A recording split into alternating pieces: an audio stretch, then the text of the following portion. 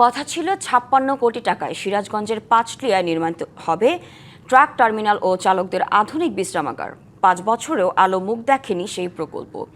উল্টো উদ্বোধনের আগেই রক্ষণাবেক্ষণের অভাবে চুরি হয়ে গেছে মূল্যবান সামগ্রী। এখন পরিত্যক্ত এই স্থাপনা হয়ে উঠেছে মাদকসেবী আর অসামাজিক কার্যকলাপের নিরাপদ আস্তানা। ২০১৯ সালে দেশের ৪টি মহাসড়কে আধুনিক বিশ্রামাগার নির্মাণের উদ্যোগ নেওয়া হয়। প্রকল্পের আওতায় ২০২০ সালে ঢাকা-রংপুর মহাসড়কের সিরাজগঞ্জের পাঁচলিয়ায় ১৩.৫ একর জায়গায় টার্মিনাল ও বিশ্রামাগার নির্মাণের কাজ শুরু হয়। প্রকল্পের শুরুতে ৪২ কোটি ৮০ লাখ টাকা ব্যয়ে দোতলা ভবন নির্মাণের সিদ্ধান্ত ছিল। শেষ পর্যায়ে পরিকল্পনায় পরিবর্তন আনে কর্তৃপক্ষ। বাড়ানো হয় প্রকল্পের মেয়াদ। ১৩ কোটি টাকা বাড়িয়ে মোট ৫৬ কোটি টাকা ব্যয়ে দোতলার পরিবর্তে ৪তলা করার সিদ্ধান্ত নেওয়া হয়। এখানে ১০০ ট্রাক পার্কিং, চালকদের রাতযাপন, ক্যান্টিন, গোসলখানা, নামাজের স্থান, প্রাথমিক চিকিৎসা ও গাড়ি মেরামতের ওয়ার্কশপ ও ওয়াশজোন সহ নানা সুবিধা আছে। কাজের মেয়াদ শেষ হলেও ৫৬ কোটি টাকার এই স্থাপনা এখন পরিত্যক্ত ভবন। বিশ্রামাগারটি চালু না হওয়ায় ও রক্ষণাবেক্ষণের অভাবে চুরি হয়ে যাচ্ছে বৈদ্যুতিক সরঞ্জাম সহ বিভিন্ন জিনিসপত্র। এইখানে তো আমরা রাত্রে এসে দেখি যে কিছু মানুষ নেশা করে, কিছু মানুষ এটার ভিতরে ওই মালামাল চুরি করে নিয়ে যেতেছে।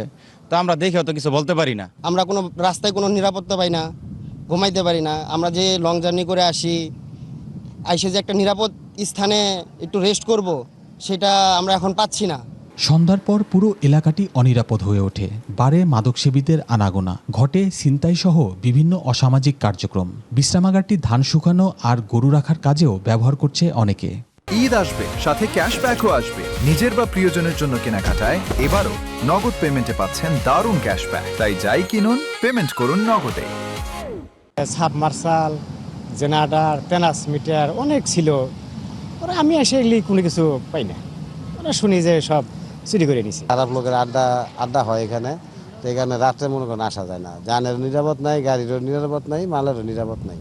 সিরাজগঞ্জ সড়ক ও জনপথ বিভাগ জানিয়েছে ইজারা প্রক্রিয়া চলমান রয়েছে। দ্রুত ইজারা শেষ করে বিশ্রামাগারটি চালু করা হবে।